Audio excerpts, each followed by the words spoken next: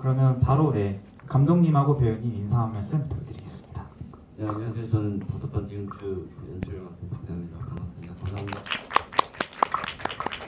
안녕하세요. 다섯 번째 흉추에서 율 역할을 맡은 온정현입니다. 반갑습니다.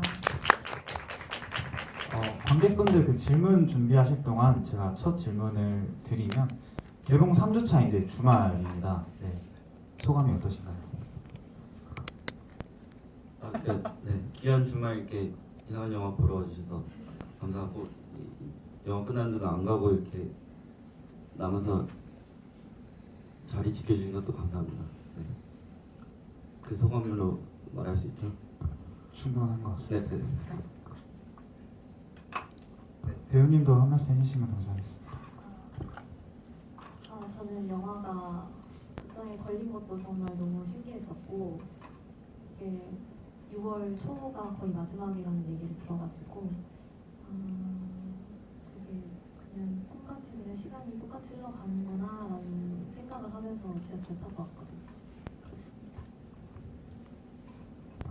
혹시 관객분들 질문 있으시면 편하게 손 들어주시면 뭐 마이크 전달해 드리는 걸로 하겠고요. 이 영화의 출발점부터 저는 여쭤봐야 될 것 같습니다.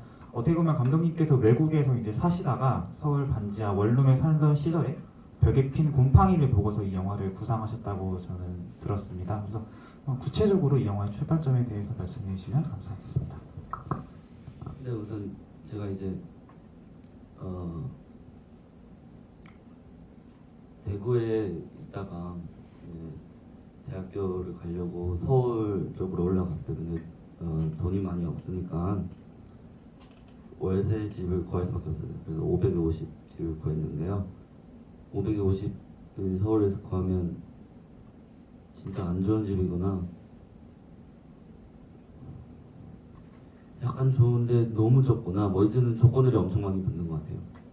그래서 그렇게 계속 2년 계약하면서 돌아다니다가 머물게 된 네 번째 집에서는 이제 집이 아무리 좁은 것도 괜찮다. 뭐 5평짜리 집이었는데 좁으면 그래도 햇빛이라도 잘 되면 좋겠다. 여기 좀 덜 우울하겠지 이런 생각으로 이제 집을 선택해서 들어갔는데 햇빛이 잘 되는데 이제 비가 내릴 때마다 그 집이 약간 부실 설계 때문에 엄청 습해졌어요. 그래서 집안에 곰팡이들이 엄청 많이 끼고 공기순환도 잘 안 되고 뭐 어쨌든 엉망이었어요 설계가.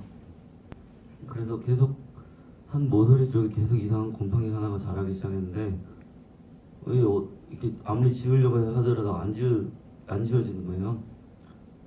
그래서 너랑 어떻게든 2년 동안 같이 살아야겠다는 생각으로 하려고 했는데 징그러우니까 영화 포스터 이렇게 가리고 1년 정도 이렇게 까먹고 살았어요. 그래서 다른 집으로 이사 가려고 포스터를 떼려고 이제 1년 지난 상태에서 집을 정리하면서 이제 포스터를 뗐는데 걔가 이제 까먹고 있었어요. 근데 이제 포스터를 떼는 순간에 털 같은 게 엄청 이렇게 생겨가지고 되게 엄청 크게 확장한 채로 털들이 이렇게 포스터를 따라서 같이 이렇게 손을 뻗듯이 이렇게 튀어나오고 있었어요. 엄청 길게. 그래서 그게 되게 처음엔 징그럽다가 가만히 보니까 안쓰럽고 불쌍하고 뭐 연민도 느껴지고 슬픔도 느껴지고 뭐 그런 복합적인 것들이 있었어요.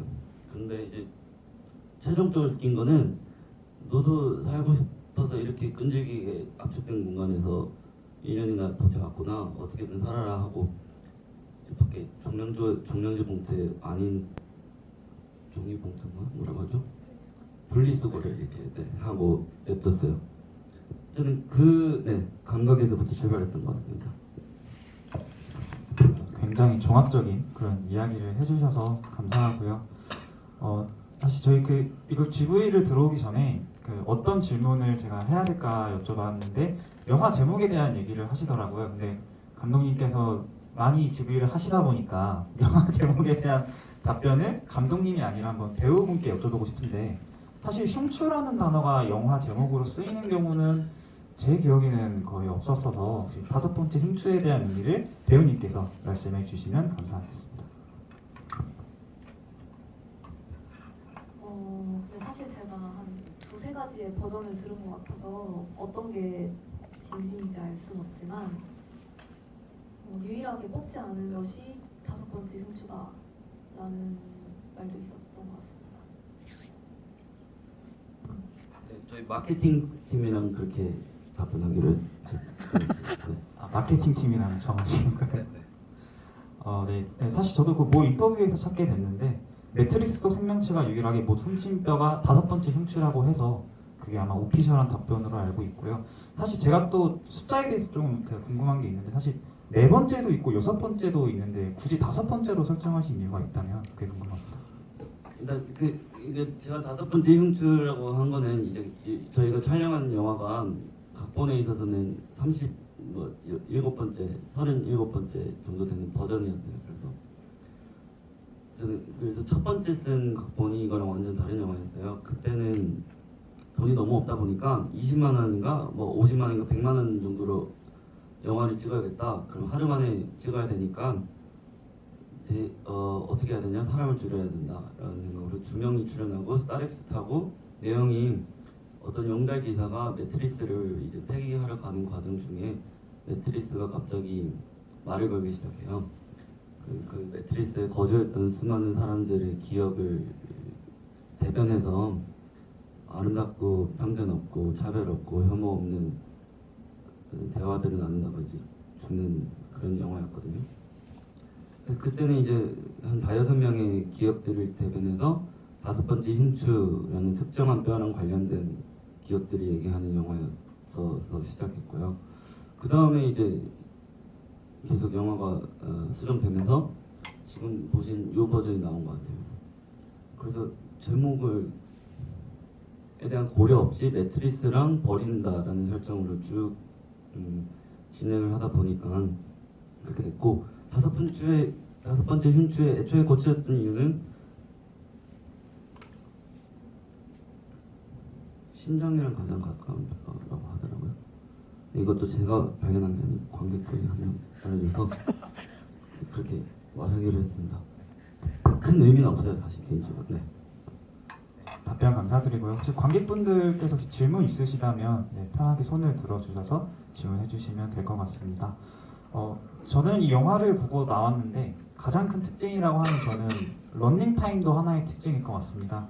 사실 65분의 런닝타임이 어떻게 보면 요즘 영상의 길이가 짧아지는 와중에는 어떻게 보면 가장 집중도를 끌어올릴 수 있는 그런 장점이 있는 반면에 어떻게 보면 장편 영화라고 하기에는 서사가 조금 부족하다라고도 생각할 수 있을 것 같은데 혹시 65분의 런닝타임은 의도를 하시고 제작하신 건지가 궁금합니다.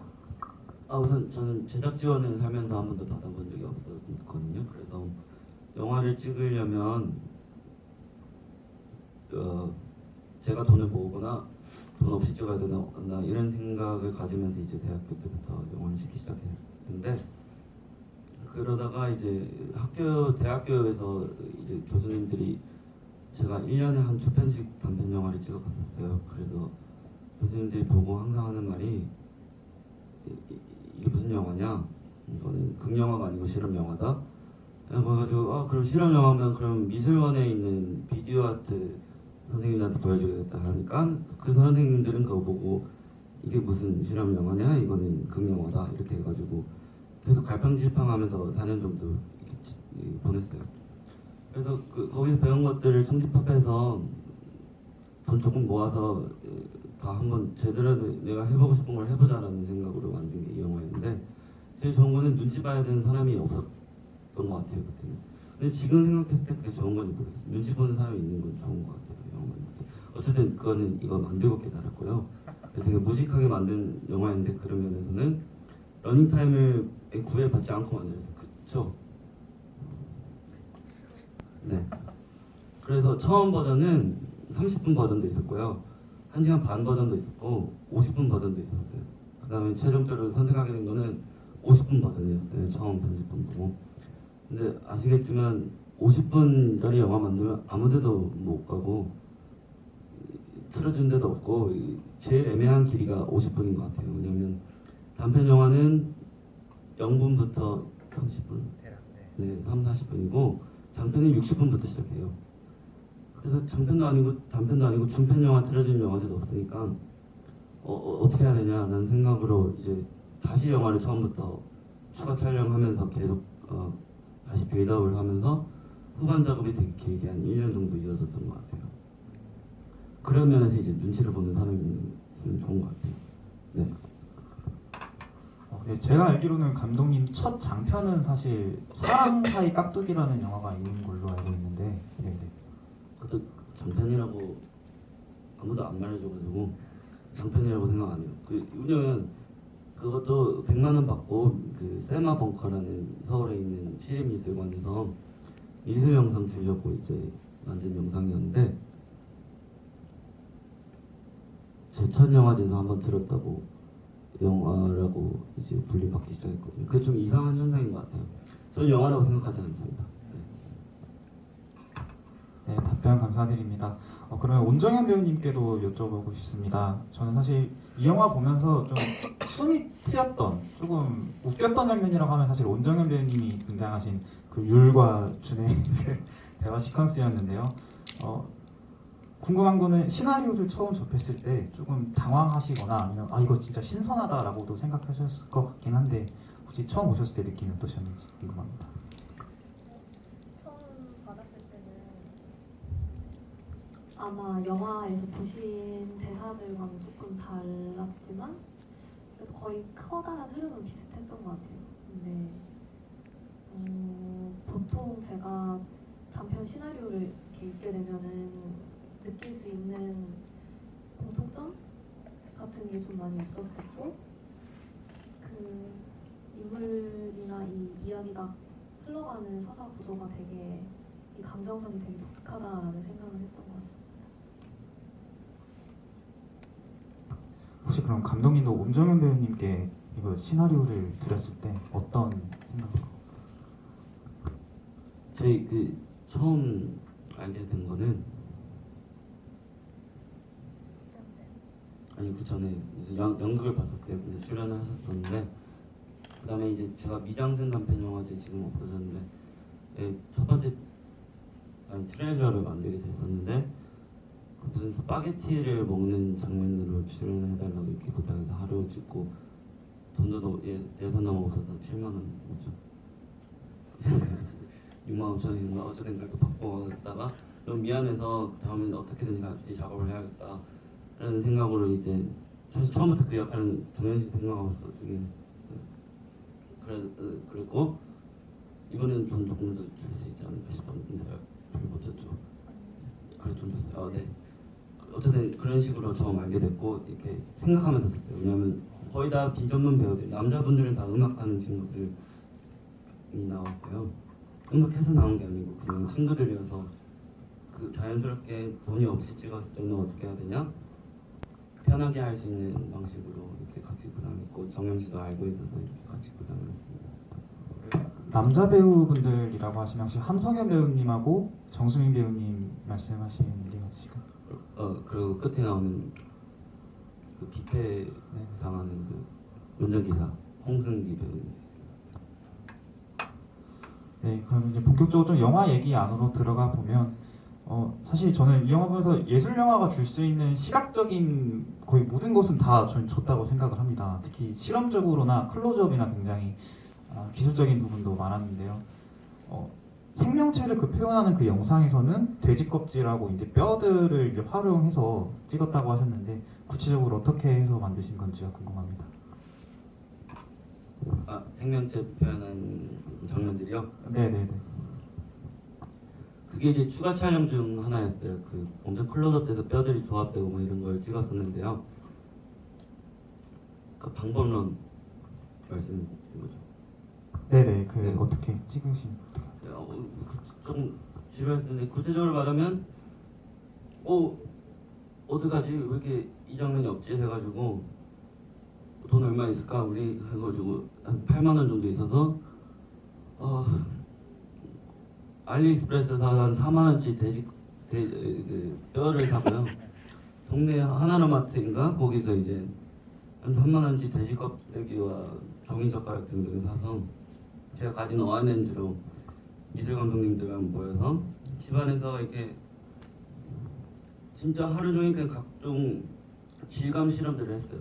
피 뿌리고 이거 조립하고 그러니까 외장하드에 한 4테라 정도의 푸티지가 쌓이고 한 일주일 정도 푸티지를 가지고 이제 이야기 만들고 질감 표현하고 그렇게 했습니다. 거의 놀듯이 했던 것 같아요. 거의 100% 수공업이라고 봐도 될까요? 네, CG는 CG가 제일 비싸잖아요. 그래서 CG 활동은 없으니까. 영화에서 또 보면 매트리스에 어떻게 보면 곰팡이가 핀다는 조건에도 굉장히 주목이 되고요. 드리고 싶은 질문은 어떻게 해서 매트리스를 소재로 하게 됐으며 특히 또 커플들을 보면 처음에 땀을 흘려서 얼굴에 땀을 맞는 장면도 있고요. 아니면 그 온정현 배우님이 나오신 장면에서는 커플들이 젖어서 나오기도 하고 마지막 장면의 매트리스로는 또 강에 또 떠있는 어떻게 보면 물과 좀 가까이 있는 모습이 많이 나타납니다. 매트리스를 왜 소재로 하셨고 왜 그렇게 물을 계속 가까이서 잡아가신 건지 그게 궁금합니다. 네, 우선 매트리스에 끌렸던 이유는요.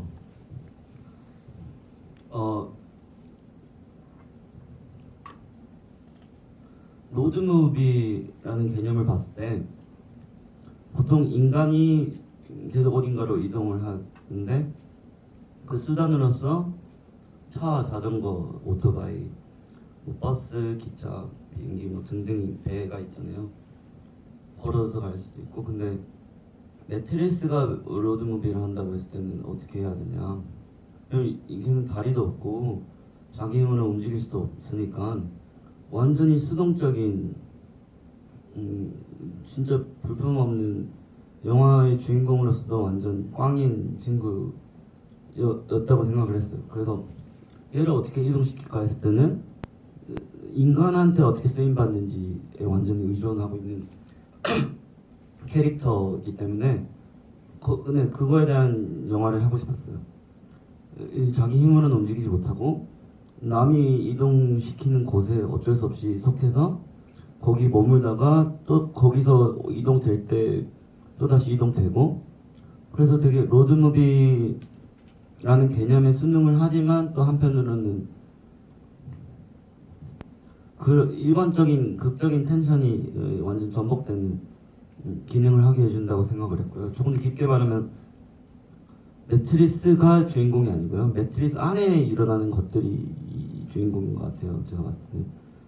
그래서 그걸 하고 싶었어요. 정지된 공간, 정지된 시 공간성의 물체를 가진 애가 정지되지 않은 풍경을 통과하고 있는데 걔 안에서도 또다시 변화들이 일어나고 있고 그런 관계성에 대해서 하고 싶었고 크게 봤을 때는 이 생명체의 성장 영화라고 생각을 하고 있었던 것 같아요. 매트리스는 거기에 일어나는 배경이라고 생각을 했고요. 감독님께서 성장 이야기라고도 말씀해주시고 로드무비라고도 이렇게 말씀을 해주셨습니다.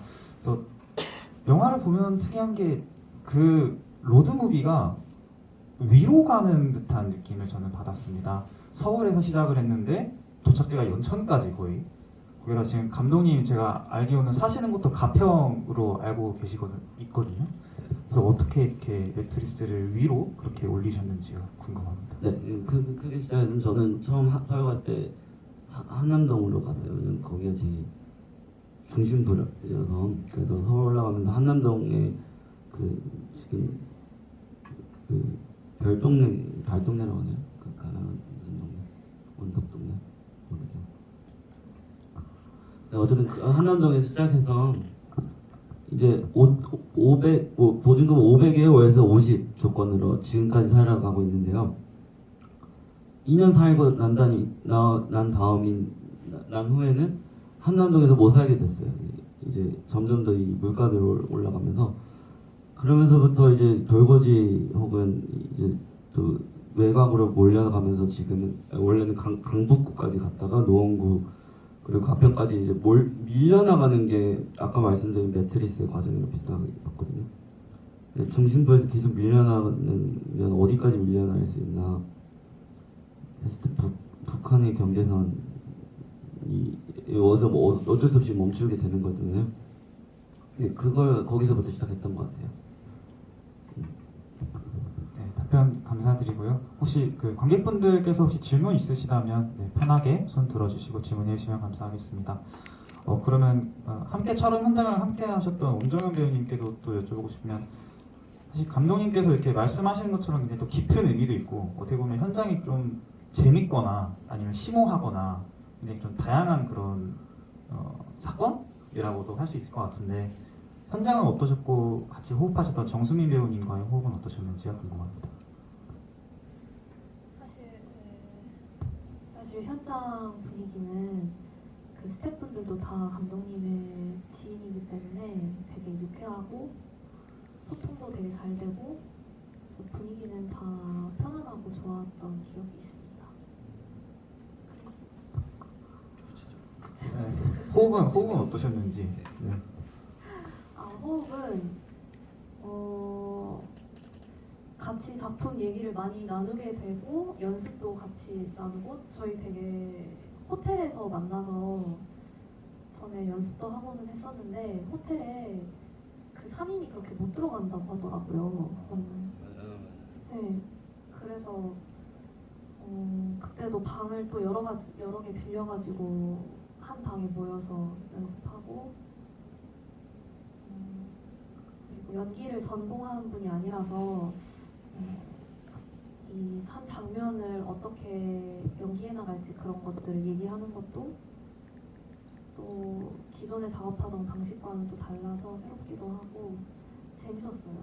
네. 감독님 입장에서는 어떻게 보셨나요? 그 두 분의 연기와 호흡이나. 우선 제 이제 짝을 지었어요. 저는 이제 커플 뭐는 2명씩 거의 항상 등장하니까 처음부터 끝까지 짝별로 그리고 리허설 방식도 엄청 달랐었는데 정현 배우랑 리허설 우리 수민 씨랑 제일 리허설 많이 하지 않았어요? 네, 진짜 열심히 하셨고 제가 지금 연달아서 7회차 정도 찍었어요. 본 촬영은 영화 순서대로 찍었는데 우리 장면이 3회차였던가 어쨌든 3회차 4회차 이제 찍어야 되는데 두 분이 계속 1회차 때랑 2회차 계속 저한테 리허설 영상 보내는 거예요. 근데 하나씩 다 2-30분짜리인데 제가 그걸 어떻게 봐요? 촬영을 하고 있는데 그래도 계속 그거 한 5-6개 받아보면서 좋습니다 좋습니다 하고 보지 않고 좋습니다 하고 현장 가서 이제 이거 보지도 못하고 어쨌든 그거 지금까지도 못 봤어요. 어떤 리허설을 하셨는지.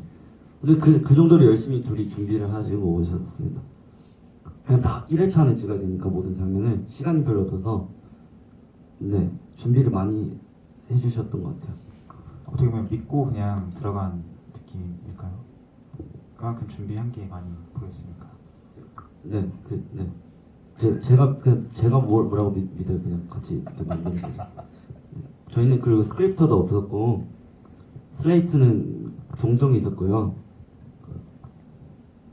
뭐 연출부도 없었어요. 그래서 이 일반 영화 찍을 때 컨티뉴이티를 강조하지 않는 촬영장이 될 수밖에 없었고요. 그렇기 때문에 매 테이크마다 달랐고 이 각본이랑도 되게 다르게 나온 것들도 많았고 긴 호흡으로 찍고 나중에 영화가 이렇게 되게 잘게 쪼개지는 형식이었거든요. 그래서 현장에서는 되게 자유롭게 많이 하고 편집에서 되게 엄격하게 붙이는 시기였던 것 같아요. 어떻게 보면 감독님께서 그 둘씩 짝을 지어주셨다고 이렇게 하셨는데 둘 이상의 이제 캐릭터가 나왔던 장면이 저는 세 감독님이시죠. 우은기 감독님하고 임대영 감독님하고 정고은 감독님께서 나오시는데 사실 독립영화를 많이 보신 분들이라면 뭐 소공녀도 보셨을 수도 있고 윤희에게도 보셨을 수가 있는데 그 감독님들이 어떻게 그 캐스팅이 되고 나오게 되신 건지 그게 궁금합니다. 우선 제가 아까 말씀드린 첫 번째 이 뭐 100만 원 안 되는 돈으로 찍으려고 했던 5번째 연출이라는 거는 제가 그때 영화를 찍을 수 있는 돈이 100만 원밖에 없어서 그렇게 구상을 하고 있었어요. 근데 이전에 찍은 영화에도 뭐 20만 원, 50만 원 이렇게 되게 작은 돈으로 찍고 있다가 그렇게 찍을 생각을 하고 있었는데 갑자기 정고은 감독한테 전화가 왔었어요. 미장센 영화제에서 만났었는데 자기가 루이비통이랑 방탄소년단이랑 그 패션 필름을 하나 찍는데 공동 연출을 하자 이렇게 해서 그 얘기를 듣는 순간 제작비가 생기겠구나 하면서 각본이 이렇게 37부까지 갔거든요. 그래서 어쨌든 그거를 그 루이비통을 찍고 바로 다음 날에 입금을 받고 저희 영화가 가능해졌어요. 그래서 그때 그냥 같이 출연해주기로 한 것도 그냥 그렇게 얘기하다가 해주기로 했던 것 같습니다. 작은 인연에서 어떻게 보면 출발했다라고도 볼 수 있겠는데요. 그래서 제가 또 여쭤보고 싶은 게 감독님께서 말씀해주신 것처럼 어떻게 보면 뭐 루이비통이나 뭐 생로랑이나 버버리 등 뭐 세계적 브랜드의 패션 필름을 많이 찍어주셨는데 영화랑 패션 필름이랑 또 작업이 또 다를 것 같기도 한데 그 부분에서는 어떻게 또 다르게 진행을 하셨는지 그게 궁금합니다. 저는 제 영화가 아닌 영상 작업을 할 때는 완전 돈을 위해서 하고 있어요. 근데 돈을 벌기 위해서라기보다는 내 영화 찍기 위해서이기 때문에 조금 보수적으로 하는 것 같고요. 그 다음에 제 영화를 위한 자금 마련을 위해서 일을 많이 하고 있어요. 그래서 사실 그렇게 큰 대기업 거 할수록 돈이 많이 들어오니까 하는데요. 깨달은 거는 돈을 많이 받을수록 그만큼 대가를 치르게 된 것 같아요. 그래서 생로랑 뭐 이렇게 15초짜리 영상 하나 찍는데 편집 몇 번 하겠냐 라는 생각을 했는데 편집을 그거 진짜 추출을 2000번 했어요. 15초짜리를 거의 재고파듯이 너무 긴 시간 동안 해서 그거를 편집하는 후반 기간이 4개월 정도 걸렸었는데 그때는 지쳐가지고 한 3개월 동안 알아눕듯이 이렇게 했고 어쨌든 이게 조율을 하고 있습니다. 저는 다른 작업하면서 제 작업을 어떻게 할 것인가 이렇게 영원히 줄다리기 뭐라고 하죠? 줄다리기가 맞죠. 네, 줄다리기 하듯이 접근을 하고 있습니다.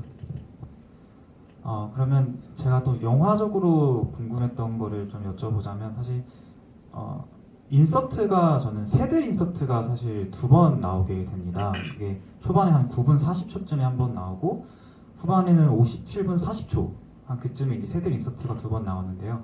첫 번째 제가 새들의 마리수를 세보니까 12마리가 나오게 됐고요. 그리고 후반부 새들을 세보니까 16마리가 나오고 클로즈업을 하고 나왔는데 15마리가 나오더라고요. 그래서 처음에 이걸 왜 이렇게 마리수로 이렇게 설정을 하셨을까라고 생각을 했는데 12마리는 어떻게 보면 인간 흉추의 개수가 사실 12개거든요. 그래서 거기서 출발한 지점도 있지 않을까라고 생각을 했고 16마리는 저는 여기 나오는 주요 캐스트들이 사실 16명이에요. 목소리나 그런 단역분들을 제외하면 16명이고 한 명 그 생명체를 빼게 되면 15마리가 나오게 되잖아요. 그래서 너무 심오한가요? 그래서 그 인서트에 대해서 왜 초반에 왜 후반에 드셨는지 그게 궁금했습니다. 방금 말씀하신 거 조금 정리해서 보내주시죠. 다음 집이 때 이렇게 말해야 돼요. 찍다 보니까 그렇게 나왔나요? 네, 그냥 어떻게 찍게 됐냐면요.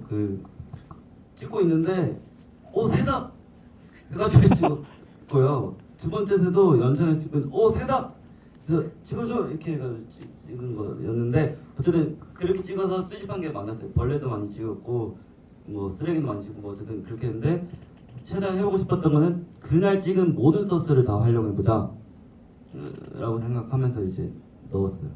그리고 좋은 전환점이 되기도 하고 좀 답답한 자취방에 있다가 이렇게 세대 보니까 마리수 세는 건 이게 네, 좀 그런 게 좀 있어서 사소한 걸 좀 보려고 하다 보니까 감사합니다. 네네 현장이 좀 자유롭게 진행되다 보니까 그렇게 나온 그런 인서트라고도 생각이 들고요.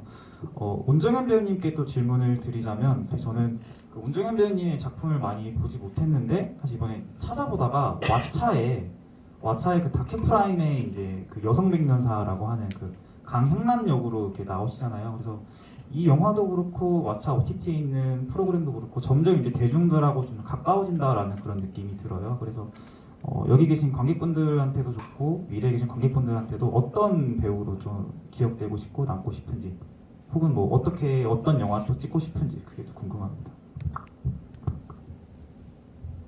사실 배우를 꿈꿀 때는 이런 생각을 정말 많이 했었는데요. 사실 요즘에는 일하는 배우가 되고 싶다는 생각을 제일 많이 해요. 그런데 일단은 정말 연기를 잘하는 배우로 관객들에게 그 작품이 해야 되는 얘기를 정말 적절하게 전해줄 수 있는 배우가 되고 싶고요. 그리고 저는 개인적으로는 대중적인 배우가 되고 싶지만 아주 대중적인 작품보다는 이런 작품 그리고 독립영화 그렇게 좀 재밌는 작품을 많이 하고 싶어요 개인적으로. 근데 그 재밌는 작품이 아주 대중적인 취향은 아닌 것 같아서 그냥 지금은 되는 대로 할 수 있는 작품 뭐든지 다 해서 경험을 많이 쌓고 싶다는 생각을 가장 많이 하고 있습니다. 혹시 여기 영화 관계자분 계시면 원정현 배우님, 네. 다양한 작품에서 네, 뵙기를 바라겠고요. 차기작 얘기를 잠깐 좀 나눠보고 싶어요. 지금 지느러미라는 작품이 촬영이 끝난 걸로 저는 알고 있는데 거기에 사실 원정현 배우님도 제가 나오는 걸로 알고 있습니다. 그래서 지느러미라는 작품이 어떤 작품인지에 대해서 네, 설명해 주시면 더 감사하겠습니다.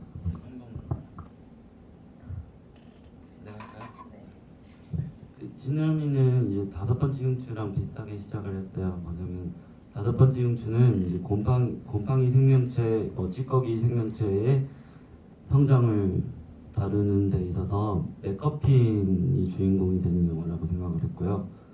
그런 면에서 그거 갖고 좀 더 확장해서 5번째 흉추는 조금 이게 문법적으로 좀 불친절한 면도 있고 인간들이 주인공이 아니다 보니 이제 접근하기 힘든 지점들도 있다고 느껴졌고, 그래서 되게 어쨌든 좀 스스로 이렇게 되게 갇혀 있는 영화라고 생각했어요. 그 부정 긍정을 떠나서 이 되게 단단한 세계 속에 있는 영화라고 생각했는데, 지느러미라는 영화에서 해보고 싶었던 거는 그 똑같은 이제 시작부터 시작해서 전에 다르게 접근해보자 이렇게 생각하면서 이제 만든 영화여서 네, 그렇게 편집을 하고 있습니다. 교수님이 좋아할 것 같은 영화를 최대한 저를 배반하지 않고 찍으려고 한 영화였는데 그 두 개가 또 모순적이니까 타협점과 애정할 수 있는 지점들 계속 만들려고 하고 있는 중이에요. 작년엔 촬영하고 지금 후반 작업하고 있습니다. 원정현 배우님도 함께 참여하신 걸로 제가 알고 있는데 작품에 대해서 말씀해 주시면 감사하겠습니다. 저희 촬영 장소 오메가 촬영했던 장소 어디였죠? 그 연희동 재개발 지역 단지. 거기 말고 오메가들 죽었던. 네. 그 인천인데요. 강화도, 선제도, 네. 무의도. 네. 저는 거기서 촬영했던 기억이 가장 깊게 남아 있는데 거기서 그 영화에 등장하는 오메가라는 캐릭터들이 인어들입니다. 인어.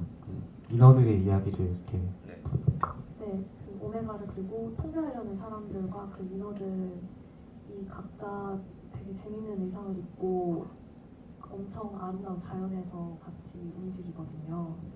그래서 저도 개인적으로 기대하고 있습니다. 1인 많은 역을 해주셨어요. 그 거의 참여 5번 중에 나오는 배우들도 많이 나오고요. 3역을 했던가? 공무원. 그리고 이제 단역 어쨌든 엄청 많이 했어요. 그래서 그 마지막에 나온 운전기사 배우도 1인 9개의 역할을 하시고, 그 다음에 안 하실 때는 촬영팀도 하셨고요. 그러니까 엄청 주인공들도 한 5개요. 엄청 이렇게 다양하게 이렇게 섞이는 5번째 흉추에서 고생한 걸 다 까먹고 다시 이렇게 더 고생하는 영화인 것 같아요. 네. 차기작에 대한 얘기 너무 감사합니다. 영화상으로 사실 방금 키워드 하나가 나왔지만 사실 저는 오메가라는 사실 단어가 굉장히 인상 깊었는데요. 영화 다섯 번 청춘 후반부에 나오죠. 그 사실 편지를 읊어주는 장면인데 뭐 비타민을 챙겨 먹으라든지 서랍 속에 있다든지 뭐 오메가를 뭐 하라든지. 근데 어떻게 보면 또 지느러미에서도 또 오메가라는 게 언급이 되고요. 그 소재가 혹시 어디서 이렇게 출발하시게 된 건지 그게 궁금합니다. 아, 저희 엄마가 이제 저 태어나기 전부터 19살 될 때까지 이제 저한테 거의 매일 이렇게 편지를 혼자 쓰셨어요. 그다음에 이제 19살 됐을 때 저한테 전달해 줬거든요. 그래서 엄청 두꺼운 편지들을 받았는데 그걸 이제 제가 처음 읽어보려고 꺼냈을 때 그러니까 엄청 감동받아서 준비하고 와 오늘 밤새서 읽으면 울겠구나 이렇게 생각하면서 꺼냈는데 그러니 이건 너무 감동적이에요. 너 커피 너무 많이 마시지 마. 카페인 때문에 잠 못 잔다. 뭐 이렇게 굉장히 현실적인 조언들과 얘기들이 많았어요. 그래서 경상도 특유의 투박한 사람 표현이라고 그때 생각했는데 그 이상의 뭔가 있다고 느껴졌어요. 왜냐면 오히려 그렇게 투박하게 던진 되게 건조한 말들이 더 꽂히는 지점들이 많았다고 느꼈고 이건 무슨 감정일까라는 생각을 가지고 있다가 여기서 죽어가는 분도 그렇게 하고 그 편지 내용을 이제 끝내 그 생명체가 그 이제 강기슭에서 계속 속삭이잖아요. 제가 봤을 때는 그 주인공 생명체는 그 무슨 내용인지도 모를 것 같거든요. 자기의 영혼이 읊고 있는 그냥 인간이 아니니까 그 해석을 하지도 않고 그냥 무한히 영원히 그 똑같은 말들을 반복하는 채로 있는데 근데 그게 그러면 편지라는 기능이랑도 되게 맞닿아 있다고 생각했어요. 편지는 되게 일방적이고 되게 내가 쓰는 순간 이미 끝났고 전달 받을 때도 단절됐고 받는 이로 하여금 반응이 올지 아닐지도 모르겠고 이게 되게 단절된 소통이라고 생각했거든요. 생명체가 손을 뻗어가지고 뼈를 가져가는 거랑도 되게 비슷하다고 생각했고요.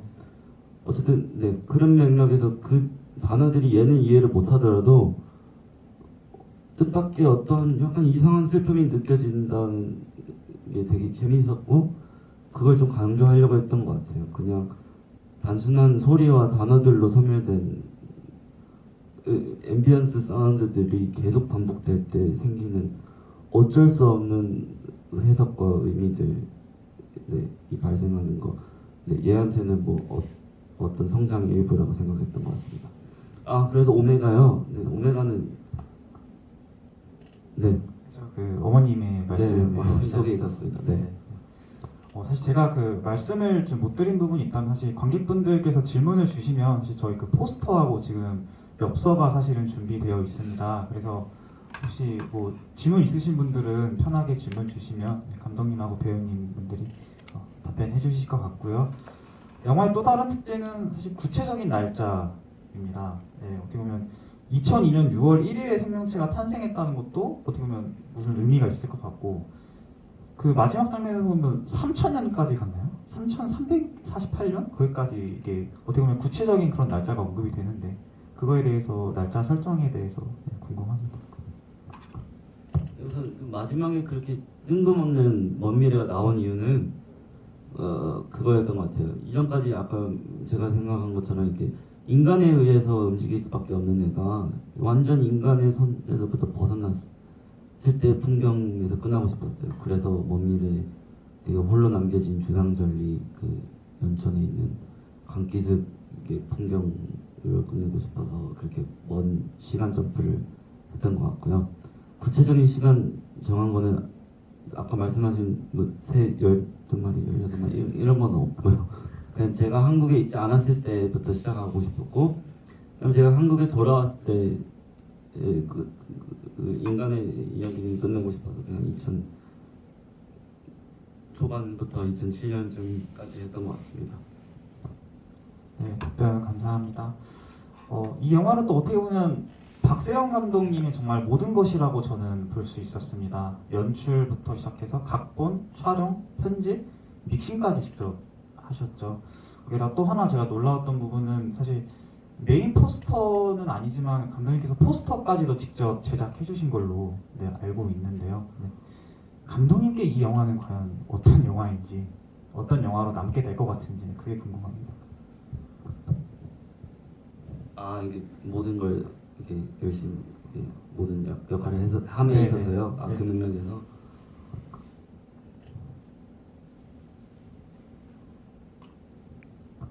조금 많은 생각이 필요한가요? 아니요 그 이제 후반 작업이랑 이렇게 다 같이 사운드 믹싱이나 색 버전이랑 등등 다 같이 하는 데 있어서는 항상 그러니까 뭐 돈 얘기를 이게 징징거리는 거라기보다는 제작비가 없어진 상태에서 제대로 사람을 고용하고 인건비를 주지 못하는 상황들이 끊임없이 발생하니까 남의 노동력을 깎는 게 그것보다 내 노동력을 깎는 게 나을 것 같다 생각해서 제가 어떻게든 뭐 강좌를 보면서 이렇게 배우기 시작했었어요. 그 다음부터 다빈치 리졸브라는 편집 프로그램에서 지금 다 후반 작업을 하고 있는데요. 그게 거긴 좋은 게 색보정 툴이랑 편집 툴이랑 사운드 툴이랑 뭐 CG랑 이게 다 합쳐져 있어요. 그래서 동시다발적으로 후반 작업을 다 한 프로그램에서 할 수 있어서 그렇게 하고 있고 영화 하다가 지루해지면 포스터 만들었다가 예고편 만들고 뭐 사운드 녹음하고 이렇게 집에서 혼자 하니까 옆에 고양이들이 이렇게 쳐다보고 고양이들 자는 소리도 녹음해서 들어가고 밖에서 차 소리 지나가면 그런 거 녹음하면서 근데 어쨌든 그런 식으로 통과해서 어떤 영화냐 했을 때 그냥 그 시절 저 한 2년 동안 약간 그 주거 생활 환경과 이런 집의 뭐 상태, 고양이들의 숨소리 뭐 이런 것들이 다 담겨 있는 영화인 것 같아요. 그래서 지금 잘 못 봐요. 너무 약간 네. 너무 근접하면 안 근접해서 그래서 잘 못 보고 있어요. 저 영화. 어떻게 보면 그 과정을 자세히까지는 아니지만 옆에서 보셨을 것 같은데 배우님께서도 이 5번째 흉추라는 영화가 어떤 영화로 남게 될 것 같은지 그거에 대해서 여쭤보고 싶습니다. 저는 이 영화를 찍으면서는 작품을 만든다는 게 어떤 건가라는 생각을 좀 많이 했던 것 같아요. 사실 많이 갖춰지지 않은 환경이었지만 그래도 오히려 정말 뭔가를 갖춰놓고 거기에 갇혀서 그 형식에 좀 뭔가를 만드는데 방해가 된다는 느낌을 받을 때도 많았거든요. 그래서 이 현장에서는 지금 내가 뭘 만들고 있구나를 조금 이렇게 감각적으로 이렇게 훅 이렇게 느껴지는 부분들이 있었고 또 그런 걸 같이 소통할 수 있어서 되게 즐겁고 재미있던 작업이라는 기억에 많이 남습니다. 좋은 말씀 감사합니다. 혹시 뭐 질문 관객분들 혹시 있으시면 네, 편하게 해주시면 감사할 것 같고요. 혹시 칸 영화제도 혹시 다녀오셨나요? 아니요, 깐느 메인 행사 이렇게 톰 크루즈, 해리슨 포드 이렇게 들이 왔다 갔다 하는데 지하 3층에서 피칭 5분 하려고 갔다 왔어요. 사실 제가 칸 영화제 말씀을 드리는 이유는 사실 올해 부천국제 판타스틱 영화제에서 지느러미 작품이 이제 올해 칸 영화제 판타스틱 세븐에 이제 선정이 되어서 직접 그렇게 영화를 이제 피칭을 하시고 칸 영화제를 다녀오셨던 걸로 이제 제가 알고 있고 또한 이 5번째 흉추가 어떻게 보면 베를린에도 다녀오면서 또 세계적인 관심을 끌고 있는데요.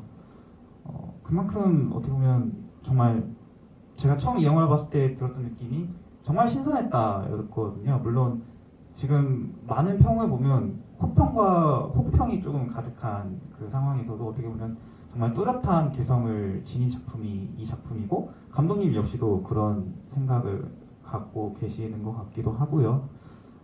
영화상의 질문을 좀 더 드려보면 사실 영화상에서 그 소리라는 인물이 누워있을 때 병원에서 소리라는 인물이 누워있을 때 유독 제 눈에 꽂히는 문구가 숨겨진 생명력 부활의 소망이 움트다 라는 그런 문구가 눈에 들어오더라고요. 그 문구도 어떻게 보면 직접 만드셔서 진행을 하신 건지요? 궁금합니다. 네, 이거 찍을 때 이제 제 주변에 많은 사람들이 돌아갔었어요. 그중 한 명이 이제 신할아버지였는데 신할아버지가 돌아가는 병실 옆에 이렇게 걸려져 있는 포스터가 그거였어요. 숨겨진 생명력 부활의 소망이 움트다. 근데 그 단어가 너무 이상한 거예요. 처음에는 약간 기독교 구절인가 싶어가지고 찾아봤는데 그것도 아니고 어디서 나온 단어길래 이렇게 대학병원에 이렇게 걸려 있는 건가 이렇게 했는데 너무 투박하는 거 이렇게 되게 이런 문장이잖아요. 그 죽음이란 되게 정제된 거 앞에서 그런 이렇게 되게 도발적인 단어 마주했을 때 충돌이 있었다고 생각했고 그 단어가 크게 봤을 때는 이제 저희 곰팡이 친구랑 되게 크게 연결되어 있는 제가 개인적으로 생각하는 이제 얘의 성격이라고 할 수 있는 키워드이지 않을까 싶어서 이렇게 거기서부터 시작한 것도 있습니다. 이 영화가 그 문구에서부터. 좀 개인적인 이야기에서 좀 대부분 많이 시작이 된 그렇게 또 느껴지기도 하는데요.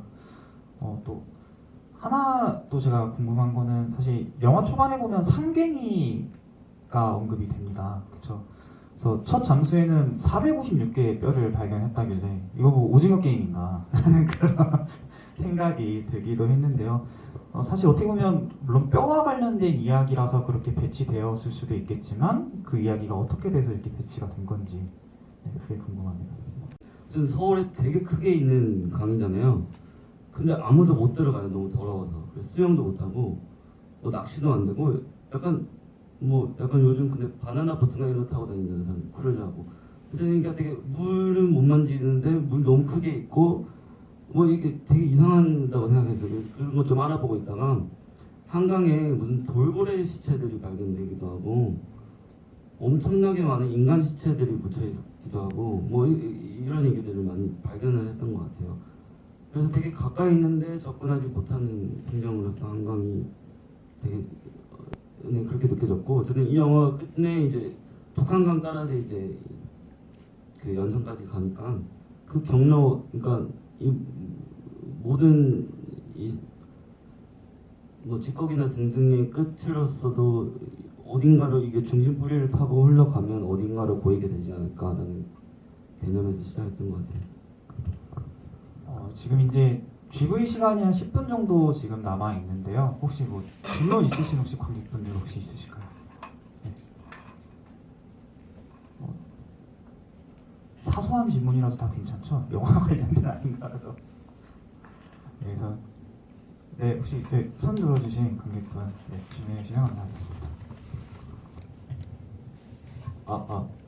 네, 안녕하세요. 감독님 영화 잘 봤습니다.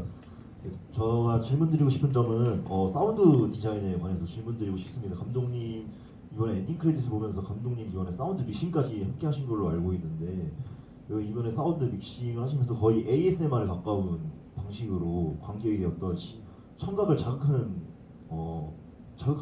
오감을 자극하는 방식인 것 같습니다. 혹시 그 사운드 디자인을 하시면서 어떤 점을 중요하게 생각하셨는지 굉장히 궁금합니다. 감사합니다. 일단 질감적으로 하고 싶었던 거는 듣기 불편한 소리들, 그로테스크한 소리들, 그리고 되게 불쾌한 소리들을 재료로 삼아서 거기 안에서 조금 그래도 약간 감정적인 슬픔이나 뭐 아름다움 뭐 이게 되게 추상적인 단어인데 그런 걸 찾고 싶다는 생각으로 시작을 했는데 제가 기술적으로 그런 걸 못하니까 그러니까 방법론적으로 되게 다양한 소리를 섞었어요. 칠판 깎는 소리도 제가 혼자 녹음해가지고 아까 말씀드린 제 고양이들이 새끼일 때 이제 그르릉거리는 소리랑 섞어가지고 그 두 개를 이제 같이 사운드 질감내니까 약간 오묘한 소리들도 나더라고요. 그런 식으로 되게 하고 싶은 건 있는데 그 하고 싶은 게 너무 하고 싶은 걸 할 수 있을 정도의 기술적 배킹이 없으면 약간 우울해지기만 하니까 일상 속에 있는 재료들로 시작해서 했던 것 같아요. 그래서 거의 다 집에서 할 수 있는 것들 위주로 어쩔 때는 이런 식으로 혼자 소리 녹음해가지고 여러 개 넣어보고 주변에 지나가는 친구들이 있으면 그렇게 이렇게 녹음해서 이렇게 생명체 소리 넣어보고 그래서 주변 모든 사람들의 쉬는 소리, 숨소리, 고통스러운 소리, 잠꼬대 소리 이런 것들이 다 녹음된 채로 영화에 이렇게 들어가 있습니다. 대답이 됐나요? 네. 그리고 또 그 정말 좀 약간 사소한 그 궁금증 중 하나인데 그뭐 상업 영화도 그렇고 독립 영화도 그렇지만 늘 돈이 부족하지 않습니까? 근데 이제 제가 제일 궁금했던 것은 과연 저 영화에 침대는 몇 개 쓰였을까? 아니, 그러니까 매트리스가 몇 개 쓰였을까 하는 궁금증이었거든요. 혹시 매트리스는 영화 내에서 총 몇 개가 쓰였나요? 몇 개 같으세요? 원래 영화 봤을 때는 한 3개쯤 써야겠구나라고 생각을 했었는데 감독님 이야기를 듣고 나니까 한 개인가? 약간 이런 그 세 개 맞아요. 그 예. 모텔 장면은 원래 회전 침대 하고 싶었는데 걔네가 2007년부터 금기됐어요, 한국에서. 왠지 모르겠지만 어쨌든 그래서 회전 침대 못 찾다가 저희 침대를 놨는데 그 침대 아래 하나에 다른 침대가 있어서 소품적으로 하나 더 추가됐었고요. 그 다음에 이 영화 다 찍었다. 그리고 순서대로 찍으니까 마지막에 생명체가 매트리스 나오잖아요. 그러니까 매트리스 찢어야 되잖아요, 저희가. 이거 찢으면 이제 다시 못 찍는데 다시 안 찍어도 되지? 이렇게 하면서 찍지 말자 하고 이렇게 다 버렸어요. 그 다음에 이제 몇 개월 지나니까 찍어야 될 것 같은데 해가지고 똑같은 매트리스 찾아오는데 없는 거예요. 그 무지개 빛나는 그 에이스 침대가. 그래서 비슷한 거 하나 사가지고 이렇게 비슷하게 꾸며서 한 번 더 찍은 게 이게 총 3개 등장했습니다. 감사합니다. 감사합니다. 네, 또 혹시 질문 있으신 관객분들 혹시 더 있으실까요? 네. 없으시면 또 영화상에서 초록색 점이 또 많이 등장을 합니다. 그 원정현 배우님께서 등장하신 거기 러브호텔 안에서도 초록색 점이 나오고 그 매트리스 그 운전을 했던 그 스타렉스 기사 장면에서도 나오는데요. 근데 거기 음악이 또 클래식 음악 드뷔시 음악이었죠. 네, 달빛이 나오게 되는데 어떻게 해서 초록색 점을 넣었고 그 음악과 같이 어우러진 건지 그 장면에 대해서 궁금합니다. 네, 드뷔시의 달빛은 함정인 것 같아요. 이게 영화에서 너무 많이 보니까 이거 너무 게으르네. 왜 똑같은 곡 쓰지? 그럼 난 절대 안 해야겠다 싶은데 이제 영화 찍고 난 다음에 너무 쓰고 싶어져가지고 좀 다르게 해볼까 이렇게 해서 넣어봤고요. 그다음에 초록색 조명은 저희 알리익스프레스에서 또 13,000원 정도짜리 천장형 별빛 조명? 맞죠? 어쨌든 네, 뭐 그런 걸 샀는데요. 모텔에서 먼저 찍고 그 똑같은 걸 갖고 이제 스타렉스의 소품을 써야겠다는 생각으로 이제 순서대로 찍었는데 저희가 모텔에서 찍은 다음에 리모컨을 잃어버렸어요. 그래가지고 리모컨을 잃어버려서 이제 스타렉스에서 찍으려고 하는데 초록색만 나오는 거예요. 그래서 어떡하지? 초록색 진짜 못생긴 색깔인데 나 이거 안 쓰고 싶은데 그러면 끄면 안 되는, 그러니까 왜냐면 영화에 등장하는 조명을 쓰기로 했기 때문에 그래서 초록색으로 쓰기로 했고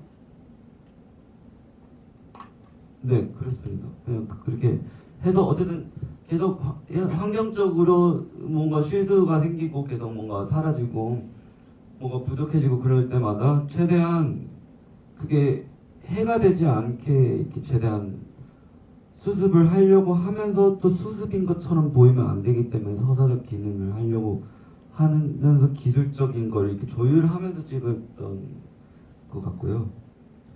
네, 어쨌든 영화의 전체적인 색감 톤이나 등등도 다 맞아떨어져서 그런 소품들을 썼던 것 같아요. 어떻게 보면 자그마한 실수로 시작을 했는데 그 초록색이 어떻게 보면 신의 한 수가 되어버린 크리처몰에서 신의 한 수가 되어버린 네, 근데 나중에 알게 됐는데 그 블루투스로 연결이 되더라고요. 그래서 어플로 연결이 되는 조명이었어요. 근데 집에 지금 잘 쓰고 있습니다. 혹시 이제 슬슬 이제 GV를 조금 마무리해야 되는 이제 시간이 왔습니다. 혹시 관객분들께서 질문 혹시 있으시다면 짧게라도 혹시 네. 네.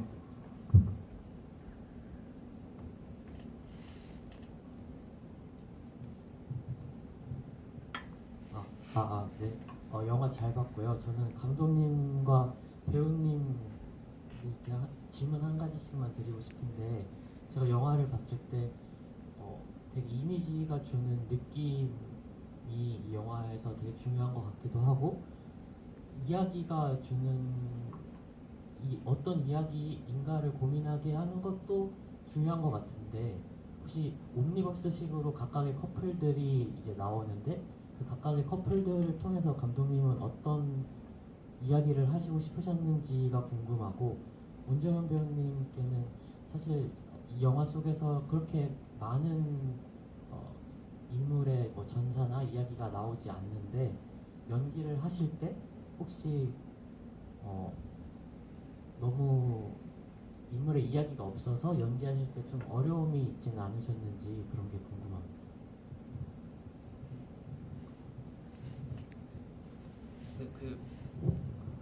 저는 그 주인공이 그 생명체라는 거에서 시작했던 것 같아요. 그래서 이 영화에서 하고 싶었던 게 인간이 오히려 다른 영화에서는 이 곰팡이가 다른 영화에서 봤을 때는 맥커핀이거나 되게 기능적으로 쓰임받고 버려질 소품처럼 이렇게 다뤄졌을 텐데 이 영화에서는 얘가 주인공이 된 채로 인간들이 오히려 보조 역할을 하는 거를 이제 그렸던 것 같아요. 그런데 저희는 인간이니까 당연히 인간의 감정에 이입을 하게 돼서 이 영화 봤을 때 옴니버스라는 형태를 보게 되는데 곰팡이의 시점에서 봤을 때는 옴니버스가 맞긴 한데 제가 봤을 때는 그냥 눈 감았다가 떴는데 다른 공간이 있고 그러니까 어쨌든 성장이라고 봤을 때 아무리 의미가 없어 보이더라도 무언가를 채집해 갈 수밖에 없는 게 성장인 것 같아요. 그래서 제가 여기 있다가 갑자기 뭐 우즈베키스탄에 가면 그래도 어떻게든 연결을 하는 것 같거든요. 이 공간이랑 저 공간에서 뭐 의미 계속 만들어내고 자체적으로 곰팡이도 그렇게 할 것 같아서 저는 최대한 각 그 옴니버스 캐릭터별로 너무나 여기선 이런 거 사랑을 배우고 저기선 중어를 배우고 이런 식으로 약간 수업처럼 이렇게 다루지 않고 최대한 자연스럽게 흘러가게 하고 싶어서 그래서 비전 배우들도 많이 출연하고 촬영 방식도 자연스럽게 하고 어쨌든 되게 다큐 형식에 되게 가깝게 접근하려고 했던 것 같아요.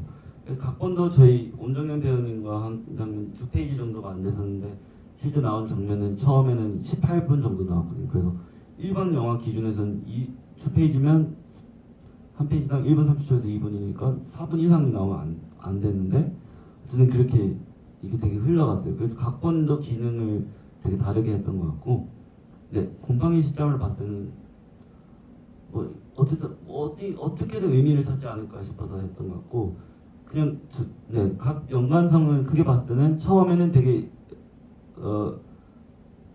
좋지 않게 이별해서 되게 일방적으로 헤어져서 그 한이 남아서 찌꺼기랑 곰팡이랑 섞여서 무언가가 이렇게 태어난다고 봤을 때는 두 번째 커플 이 두 분은 되게 헤어지는 과정 중에 있는데 그게 되게 지저분하게 계속 이어지면서 마지막에 껴안고 그게 지속이 되잖아요. 그래서 어떻게 보면 그 처음에 나온 그 여자 배우분이 여자 주인공이 원했을 이 관계 또 제 변질된 곰팡이 입장에서 본 그게 아니었을까 바람이 있지 않았을까 이렇게 단절되지 않은 관계에 어떻게든 지저분하게 끝까지는 이렇게 껴안는 채로 끝나는 거 뭐 이런 식으로 접근했던 것 같아요. 네, 감사합니다. 김종균 짧게나마 한 말씀 해주시죠. 사실 전사를 나름대로 구성은 해보는데 혹시 감독님한테 이 캐릭터들이 전사를 가지고 있냐 했을 때 주는 게 좋냐 안 주는 게 좋냐 선택권을 주셨고 그래서 참고를 해보겠다. 그렇게 안 가더라도 난 읽고 싶다 해서 한 페이지 정도를 받았어요. 그래서 그거 읽으면서도 참고한 것들이 많이 있었고요. 그렇습니다. 네, 이제 GV 시간이 다 돼서 이제 마지막으로 이제 인사드릴 이제 시간이 된 것 같습니다. 감독님 배우님 찾아오신 관객분들께 마지막 인사 한 말씀 해주시면 감사하겠습니다. 이렇게 처음 말씀드린 것처럼 이렇게 귀한 정말 이렇게 영화 보러 와주셔서 감사합니다. 그리고 영화 보고 토크도 남아주셔서 감사하고 토크 중에 안 나가주셔도 감사하고 좋은 남은 주말 보내세요. 감사합니다. 네. GV를 다닐 때 항상 어떤 분들이 영화를 보실까 그리고 어떻게 보셨을까가 제일 궁금하거든요. 그래서 영화 후기 같은 것도 올려주시면은 저희가 정말 재밌게 보겠습니다. 함께 해주셔서 감사합니다. 네, 인스타에도 많이 올려주시고요. 좋은 영화 후기 많이 부탁드리겠습니다. 네, 이상으로 이제 5번째 흉추 GV 마치도록 하겠습니다. 네, 감사합니다.